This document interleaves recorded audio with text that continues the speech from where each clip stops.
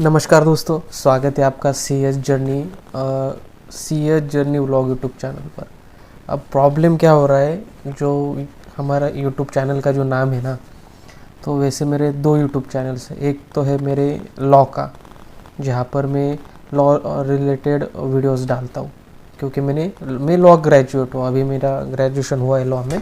तो उससे पहले 1-2 साल पहले मैंने लॉ दबंग लॉयर करके एक यूट्यूब चैनल डाला था, और इंस्टाग्राम पेज, मतलब मेरे सारे सोशल मीडिया पर जो भी लॉ के रिलेटेड मैं पोस्ट करता हूँ, मेरा सोशल मीडिया अकाउंट है दबंग लॉयर। मैं डिस्क्रिप्शन में भी दे दूँगा। तो काफ़ी सक्सेसफुल सोशल मीडिया है मेरा लॉ के रिलेटेड। तो इंस्टाग्राम पर लगभग 1.5 लाख से ज़्यादा 1.75 लाख समथिंग फॉलोअर्स है वहाँ पर। और यूट्यूब पर भी लगभग 4-5 हज़ार वहाँ पर सब्सक्राइबर्स है। तो यूट्यूबर और बाकी के भी जो थ्रेड हो गया या फिर बाकी के जो सोशल मीडिया है, वहाँ पर भी अच्छे खासे प्रेजेंस है मेरे उस हैंडल का। तो क्या होता है कि जब मैं सी एस जर्नी का जो मैं व्लॉग बनाता हूँ, तो थोड़ा सा वो जो नाम है ना, C S journey vlog YouTube channel, तो जल्दी से ये क्लिक नहीं होता मुझे, क्योंकि थोड़ी सी आदत पड़ गई कि जैसे कि मैं वहाँ पर भी सेम ही इंट्रोडक्शन होता है, नमस्कार दोस्तों, स्वागत है आपका दबंग लॉयर यूट्यूब चैनल पर, ऐसा मैं बोलता हूँ। तो जब मैं सी एस के लिए वीडियो बनाता हूँ, तो ये थोड़ा सा रुकना पड़ता है, 1 सेकंड 2 सेकंड, मुझे समझ में नहीं आता, मतलब याद ही नहीं आता कि क्या चैनल का नाम है। फिर ऐसा शुरुआत होती है मेरी। तो ठीक है, उससे आपको मतलब कोई ज़्यादा वो इम्पोर्टेंट है भी नहीं आपके लिए। चाहो तो मैं आप सर्च कर देख सकते हो सोशल मीडियाज़ पर दबंग लॉयर ऐसा, या एडवोकेट हर्षवर्धन देशमुख भी डालोगे तो भी आपको मेरी पूरी जानकारी मिलेगी। और मुझे जब मतलब मैं डालता हूँ ना गूगल पर, ऐसा कहाँ पर भी मेरा नाम, तो वो धड़ाक से इन्फॉर्मेशन आ जाती है पेज के रिलेटेड। तो काफ़ी मतलब ऐसे लगता है कि भाई ये बहुत फेमस हो गया। तो ठीक है। और ठीक है, अब क्या आज की क्या पढ़ाई की वो तो मैं बताने वाला हूँ, लेकिन उससे पहले थोड़ी से दिन की शुरुआत के बारे में बात करता हूँ। तो दिन मेरा शुरुआत बहुत ही मतलब मायूस नहीं कहूँगा, थोड़ा सा अच्छा नहीं गया। मैं मतलब लगभग 9 बजे तक मैं सोया था। 9 बजे के बाद 10-10:30 मुझे मतलब सब कुछ तैयार वैयार होने के लिए लगे। उसके बाद 10:30 से 1 घंटे तक मेरा थोड़ा सा एक मीटिंग मतलब मैं कहीं काम नहीं कर रहा हूँ। तो जो एक ऑर्गेनाइजेशन है हमारी, मेरे पापा की, फार्मर्स के लिए, तो एक लीडर की तरह वो काम करते हैं किसानों के लिए। तो उनकी एक मीटिंग थी ऑर्गेनाइजेशन की, रैयत शेतकरी संगठन करके। तो मैं थोड़ा सा उसमें बिज़ी था। तो वहाँ पर मेरे 12-1 बज गए। फिर थोड़ा सा खाना खाने के लिए गया मैं 12 के बाद, और लगभग 1 बजे तक सब कुछ हो गया। लेकिन मैं थोड़ा सा मतलब खाना खाने के बाद मतलब नींद आ रही थी मुझे, तो मैं थोड़ा बहुत सो लिया। फिर ऐसा करके करके मेरा फाइनल जो स्टडी शुरू हुआ ना, वो हुआ 5 बजे के बाद। तो पूरा दिन इस तरीके से गया, क्योंकि शुरुआत होनी ज़रूरी है अच्छे से। आप थोड़ा सा जल्दी उठना चाहिए, ताकि ऐसा होता है ना, हम जब जल्दी उठते हैं तो हमें लगता है कि दिन काफ़ी बड़ा है।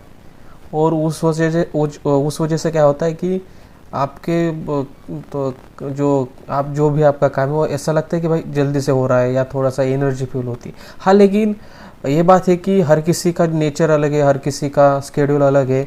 तो उसके हिसाब से होगा। किसी को रात में बहुत कई लोग रात में काम करते, पढ़ाई करते, उनके लिए वो बेस्ट है, इसलिए वो सुबह देर से उठते। लेकिन मैं तो रात में भी इतना कुछ काम करता नहीं हूँ। 1 बजे तक या 1:30 बजे तक तो मैक्सिमम होता है। लेकिन फिर तो क्या होता है, सुबह जल्दी उठना पॉसिबल नहीं होता। मिनिमम 8 तो बज जाते हैं। मैं कोई इतना मतलब पढ़ने वाला बंदा नहीं हूँ कि 6 को उठ गया, 5 को उठ गया, फिर पूरा दिन, ऐसा नहीं। मैं भी नॉर्मल ही हूँ भाई, एवरेज ही लड़का हूँ। मैं कोई टॉपर वगैरह हूँ नहीं। मैं यूट्यूब वीडियोस बना रहा हूँ, इसका मतलब ये नहीं कि भाई मैं बहुत ही स्कॉलर था या कुछ था, ऐसा कुछ नहीं है। मैं मतलब 70%, 80% इतने ही रेंज का हूँ, इतने ज़्यादा मतलब बिलो मतलब अबव एवरेज हूँ, एवरेज से थोड़ा सा इतना है मेरा, मतलब थोड़ा सा सीरियस रहता हूँ मैं पढ़ाई के लिए। हाँ, सीरियसनेस तभी होती है जब एग्ज़ाम नज़दीक आती है, उससे पहले नहीं, ठीक है। तो वो बात हो गई। और ठीक है, और एक इम्पॉर्टेंट बात बतानी थी, थोड़ा सा पढ़ाई मतलब बतानी है आपको कि क्या क्या हुआ, लेकिन सिर्फ 1 या 2 मिनट में लूँगा कि आज अब मतलब अभी थोड़ी देर पहले मैंने जब जो ये हमारा सी एच जर्नी व्लॉग का जो चैनल है ना, यूट्यूब चैनल, वहाँ पे एक कमेंट आ गई थी। और एक अच्छी बात है कि जो एक सब्सक्राइबर भी बढ़ गया था मेरा, और उसने कमेंट भी, शायद उसी ने सब्सक्राइब किया था और कमेंट किया था, कल्पदा समथिंग ऐसा कुछ नाम था, वहाँ पर दिख रहा था। तो उसने कहा कि जो ये वीडियोस है बहुत अच्छे है और उसको भी मोटिवेशन मिल रहा है ये वीडियोस देखकर। और उसके कमेंट पढ़कर मुझे खुद मोटिवेट हुआ कि भाई हाँ, करूँगा मैं, अब हर दिन वीडियोस बनाऊँगा, हर दिन में मेरे जो थॉट्स है, मेरी जो जर्नी चल रही है CS एग्जीक्यूटिव की, थोड़ी सी लेट चल रही है क्योंकि मेरा लॉ ग्रेजुएशन में 5 साल गए, तो समझो कि कितने देर से मैं इस फील्ड में आ रहा हूँ। तो उसका कमेंट पढ़कर बहुत ही अच्छा लगा कि भाई चीज़ हो गया किस वीडियो का, इस वीडियो बनाने का कुछ जो गोल था या ऐसा कुछ चीज़, मतलब ये पूरा हुआ मेरा गोल। उसने अच्छे कमेंट किया, मुझे भी बहुत मोटिवेट हुआ कि उसने कमेंट किया, उसने सब्सक्राइब किया, तो मोटिवेशन मिलती है। और मैं भी हर दिन बताता हूँ कि हाँ, मैंने आज इस दिन ये किया। और मुझे लगता है कि मैंने पिछले वीडियो में भी कहा था कि ये वीडियोज़ शायद जब मैं इस वीडियोस को देखूंगा तो मुझे खुद को कुछ सीखने को मिलेगा, क्योंकि मैं क्या बोल रहा हूँ इस वीडियो में, किस तरीके से खुद को मेरी प्रेजेंट कर रहा हूँ आपके सामने, तो ये मेरे लिए भी बहुत सीखने का मौका है। और डेली जब मैं वीडियो बनाऊंगा तो कुछ इम्प्रूवमेंट होती रहेगी थोड़े से, जैसे कि हिंदी बोलने में थोड़ा सा में तो ये हो जाता है मेरा, लेकिन अब मैं जैसे कि डेली वीडियोस बना रहा हूँ तो थोड़ा से जो मुंह की मूवमेंट हो गई या जो प्रैक्टिस है वो अच्छी प्रैक्टिस हो रही। तो ये भी मुझे इस वीडियोस के माध्यम से फ़ायदा हो रहा है, जो कॉन्फिडेंस है वो मेरा बढ़ रहा है। तो अगर आपको भी पॉसिबल है तो आप भी ऐसे वीडियोस बनाओ लोग, और मुझे शेयर कर मतलब बड़ी खुशी होती है, आप सभी को शेयर करता हूँ तो मुझे भी अंदर से बहुत खुशी होती है। ठीक है, तो ये था आज का दिन, मतलब शुरुआत भले ही थोड़ी सी मायूस गई, लेकिन एंड मतलब डे का एंड, मेरा नहीं, इस दिन का एंड काफ़ी अच्छा जा रहा है। सब्सक्राइबर भी बढ़ गया, कमेंट भी मिल गई अच्छे से, और पढ़ाई भी चल रही। ठीक है, पढ़ाई थोड़ी सी कम हो गई क्योंकि थोड़ा सा टाइम कम मिला, लेकिन हाँ थोड़ा सा सेटिस्फाई हूँ मैं आज। ठीक है, तो चलिए देखते कि आज हमने क्या पढ़ा। ठीक है, तो सबसे पहले चैप्टर नंबर 11 डिडक्शन, कौन से डिडक्शंस हमें मिलते हैं। तो यहाँ पर 3, हाँ और एक मैं बताना चाहता हूँ कि जब मैं पढ़ाई की है वो मैं जो पॉइंट्स आपको बताता हूँ, तो मैं थोड़ा सा उनको एक्सप्लेन करने की कोशिश करूँगा। पिछले जो वीडियोस थे मैं सिर्फ बता रहा था कि ये पॉइंट पढ़ा, लेकिन अब क्या होगा, आगे आने वाले वीडियोस में मैं कोशिश करूँगा कि एक्सप्लेन करूँ। हालांकि डिफ़िकल्ट है एक्सप्लेन करना, भाई कोई खाने की चीज़ नहीं है, उसको एक्सप्लेन करना बहुत डिफ़िकल्ट होता है हर पॉइंट्स को।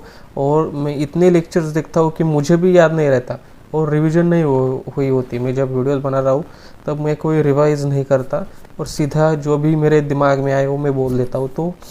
तो वो एक चीज़ है। तो लेकिन मैं कोशिश करूँगा कि थोड़ा सा पढ़ूँ वीडियो बनाने के पहले, और एक एक्सप्लेन भी कर लूँ, ताकि उससे भी शायद आपको हेल्प हो जाए। ठीक है, तो डिडक्शंस जो है इंडिविजुअल को कैसे मिलेंगे या एक्सप्लेन करना है। ठीक है, लेकिन कल से शायद मैं एक्सप्लेन करूँ, आज थोड़ा सा नहीं करता। ठीक है, जाने दो। तो डिडक्शंस मिलते हैं हमें, तो यहाँ पर बहुत सारे डिडक्शंस है, बहुत एक बड़ी लिस्ट है, सेक्शन 80C to 80U तक, और बहुत ही बड़ी लिस्ट है, बहुत ज़्यादा डिडक्शंस हमको इनकम टैक्स में मिलते हैं। ये थोड़ा सा बहुत ही टेक्निकल पॉइंट है, इसलिए मैंने थोड़ा सा स्किप किया, जो लास्ट का पार्ट था ना, तो स्किप कर दिया लेक्चर्स की। सोचा भाई जब मैं पूरा रिवीजन या प्रैक्टिकल जो हो गए जो सॉल्व करूँगा मैं एग्जांपल्स, तब मैं इस पॉइंट को ज़्यादा पढ़ूँगा, इसलिए मैंने थोड़ा सा स्किप किया था। लेकिन आधा पॉइंट तो मैं, आधा जो चैप्टर है वो मैंने देख लिया था। और ये काफ़ी टेक्निकल पॉइंट है, यहाँ पर आपको बहुत सारे क्या याद रखने, कैलकुलेशन मतलब नंबर्स याद रखने। तो ये मुझे तो बहुत ही मतलब अच्छा नहीं है चैप्टर मेरे लिए तो। और दूसरा जो मतलब ये चैप्टर होने के बाद दूसरा चैप्टर था, वो था टोटल इनकम। यहाँ पर हमको सिर्फ कैलकुलेट करना है कि किस तरीके से पाँचों हेड के इनकम आ गई और उसको किस तरीके से कैलकुलेट करेंगे, टैक्सेबल इनकम क्या होगी, टैक्स कितना निकलेगा, ये सब हमें इस चैप्टर में देखना है। और यहाँ पर एक फार्मूला है, फार्मूला नहीं कह सकते लेकिन एक प्रेजेंट किया है कि किस तरीके से हम कैलकुलेट कर सकते हैं। तो यही इस चैप्टर में एक ही पॉइंट है, इतना चैप्टर भी बहुत छोटा है, कुछ ऐसा ज़्यादा ही नहीं है। और फिर जो लास्ट चैप्टर है आज का, इसका नहीं, सब्जेक्ट का नहीं, आज जो मैंने लास्ट चैप्टर पढ़ा वो था रिटर्न ऑफ इनकम। हालांकि ये जो पॉइंट है वो मॉड्यूल जो हमारा CS का मॉड्यूल है वो अलग है और जिस बुक से मैं पढ़ रहा हूँ वो अलग है। तो यहाँ पर मैंने रिटर्न ऑफ इनकम का जो सेक्शन है, सेक्शन 139 और 80, तो इसमें बताया दिया है कि कौन लायबल है रिटर्न ऑफ इनकम जो है ना वो भरने के लिए, कौन लायबल है टैक्स पे करने के लिए, किसको रिटर्न भरना है और किसको टैक्स पे करना है, ये दो अलग अलग चीज़ है। किसी को रिटर्न भरना है लेकिन टैक्स पे नहीं करना, और जिसको टैक्स पे करना है उसको तो रिटर्न भरना ही है। तो ऐसी बात है यहाँ पर, ये बात समझने वाली। और अभी चैप्टर बाकी है, बहुत से पॉइंट अभी करना बाकी है, अभी 1-2 लेक्चर्स मुझे लगता है इस पर जाएंगे। तो ये है। तो सबसे पहले थोड़ा सा इसमें बताऊँ तो अलग अलग प्रकार के रिटर्न्स होते हैं। रिटर्न आपने सुना होगा ना, तो बिलेटेड रिटर्न, फिर है डिफ़ॉल्ट रिटर्न, डिफेक्टिव रिटर्न। तो ये कुछ टर्म्स है जो याद रखने के लिए इम्पोर्टेंट है। तो अभी देखते, चैप्टर अभी बाकी है तो इसमें ज़्यादा मैं कुछ बोलना नहीं चाहूँगा। तो ठीक है, आप भी बताइए, इस तरीके से थोड़ी सी पढ़ाई हो गई। आज कुछ ज़्यादा पढ़ाई नहीं हुई लेकिन थोड़ा सा कमेंट्स आ गए या कुछ बाकी की चीज़ें बहुत सी हो गई, तो थोड़ा सा खुश हूँ मैं अभी। तो आप भी वीडियो को लाइक के लिए नहीं मैं कभी बोलता, सब्सक्राइब कीजिए ताकि हम एक ही लेवल पर रह सके। हम तो आप भी CS कर रहे हो, मैं भी CS के लिए एक प्रिपरेशन कर रहा हूँ, तो एक साथ नहीं लेकिन मैं अपडेट रहेगा कि आप क्या कर रहे हो, मैं क्या कर रहा हूँ। तो आप भी कमेंट में लिखा कीजिए कि आपने क्या पढ़ाई की, कौन से पॉइंट्स देखे, कौन सा सब्जेक्ट आप पढ़ रहे हो, कौन सा ग्रुप आप दे रहे हो, ये सब कुछ आप कमेंट में देख सकते हो। और मैं आपके कमेंट्स पढ़ूँगा, ऐसे नहीं कि छोड़ दूँगा, कमेंट्स पढ़ूँगा और मुझे भी थोड़ा सा मोटिवेशन मिल जाएगा। ठीक है, तो मिलते हैं अगले वीडियो में, अगला वीडियो मतलब कल मिलते हैं। ठीक है, तब तक के लिए कुछ नहीं, पढ़ाई करो। चलो बाय।